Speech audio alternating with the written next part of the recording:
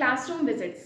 Teachers को लगता है कि प्रिंसिपल्स का सबसे फेवरेट काम है क्लासरूम्स को ऑब्जर्व करना।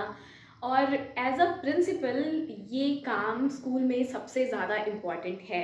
बट क्या तरीका होना चाहिए क्लासरूम ऑब्जर्वेशन का? किस तरीके से हम ऐसे classroom as a principal observe करें कि टीचर्स को भी ये परेशानी ना दे, टीचर्स को भी ये बुरा ना लगे, और जिस चीज़ के लिए क्लासरूम ऑब्जर्वेशन किया जा रहा है वो सारी चीज़ें फुलफिल हो एक तरीके से। हेलो, मेरा नाम श्रेया है और मैं स्कूल कोऑर्डिनेटर हूँ। आइए समझते हैं कि क्लासरूम ऑब्जर्वेशन क्यों ज़रूरी है और साथ ही क्या तरीके हैं इसको बहुत ही प्रॉपर तरीके से करने के।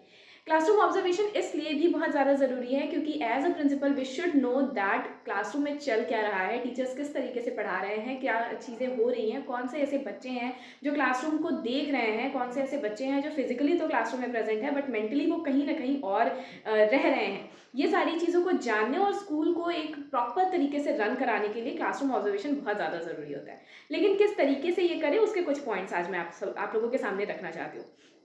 सबसे पहले, क्लासरूम ऑब्जर्वेशन कभी भी ऑल ऑफ सडन नहीं होनी चाहिए। Do not make it a surprise plan visit. आपको क्लासरूम ऑब्जर्व करना ही है तो आप इसका एक मंथली शेड्यूल बना सकते हैं कि किस दिन किस टीचर की क्लास को हमें ऑब्जर्व करना है। Eventually as a principal, as a management, as a teacher, हम सबका एक ही पॉइंट है, वो ये है कि स्टूडेंट्स के साथ दिन भर में जब भी क्लासेस चल रही हैं तो वो एक फ्रूटफुल रिजल्ट लेकर आए, कि कोई टाइम पास ना हो, कुछ भी ऐसा ना हो कि बच्चे स्कूल आ तो रहे हैं पर उन्हें कुछ भी मिल नहीं रहा है एज अ रिजल्ट।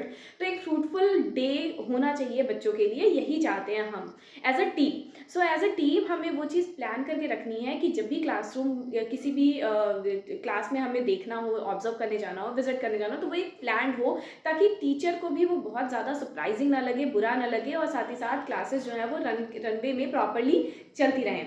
सेकंड, कोई भी ऐसा फीडबैक मत दीजिए जो आप क्लासरूम में बच्चों के सामने दे रहे हैं। रिमेंबर, कभी भी स्टाफ रूम में स्कूल स्टाफ मीटिंग में और बच्चों के सामने टीचर को कभी भी कुछ भी ना बोले।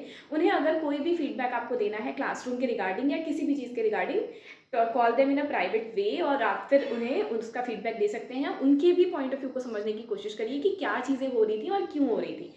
तीसरा, हमेशा एक प्रॉपर स्माइल के साथ, एक ईज़ के साथ क्लासरूम में एंटर करें, अथॉरिटी के साथ नहीं, कि मतलब हमें ऐसा चेक करना है, जजमेंट वे में नहीं जाएँ। एक ईज़ के साथ जाएँ कि आप उनके साथ कोऑपरेट करने के लिए आए हैं, ना कि आप उन्हें जज करने के लिए आए हैं। Next, there should be no classroom disturbance. ये ध्यान रखें कि आप क्लासरूम में उस समय कोई डिस्टर्बेंस क्रिएट ना करें।